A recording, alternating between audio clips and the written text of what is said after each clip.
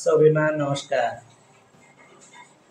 आज cricket world cup 2027 को league division 2 को खेल नेपाल र युएई को बीचमा हुन गइराखेको छ। समय नेपाली समयअनुसार 11:15 मा खेल सुरु हुन्छ, जसमा नेपालको स्थान अहिले 7औं स्थानमा छ भने युएई को स्थान 8औं स्थानमा उक्लिएको छ र नेपाललाई यो खेल जित्नै पर्ने दबाब छ, किनभने 2022 मा पाएको ओडिआई स्ट्याटस अहिले नेपाल ओडिआई स्ट्याटस गुमाउने स्थानसम्म पुगेको छ। यदि नेपालले टप 4 मा आउन सकेन भने नेपालले आफ्नो ओडिआई स्ट्याटस पनि गुमाउनेछन् र यो टप 4 का टिमहरूले चाहिँ वर्ल्ड कप क्वालिफायर 2026-27 मा गेमहरू खेल्छन् र फेरि पनि म भन्न चाहन्छु कि नेपाल र युएई को गेम आज दिउँसो 11:15 मा सुरु हुन्छ।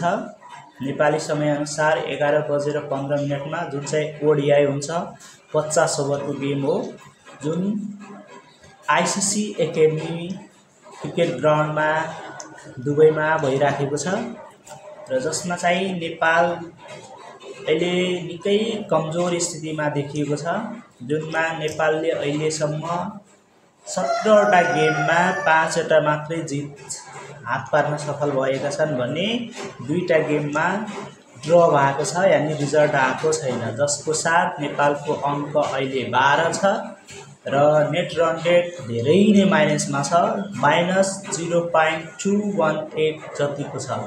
यो के सङ्केत गर्छ भने आउने दिनहरूमा नेपालले चाहिँ ओडिआईमा धेरै कमजोर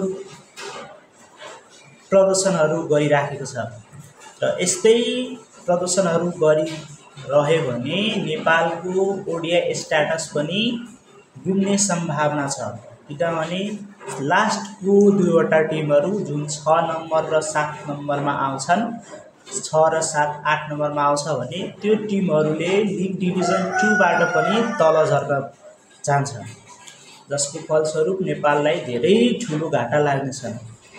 र नेपालको क्रिकेट सम्बन्धी यस्तै भिडियोहरू, जानकारीहरू, सूचनाहरू, जानकारी पाउनको लागि मेरो यो फेसबुक प्रोफाइललाई फलो गर्नुहोला। हस्त, धन्यवाद।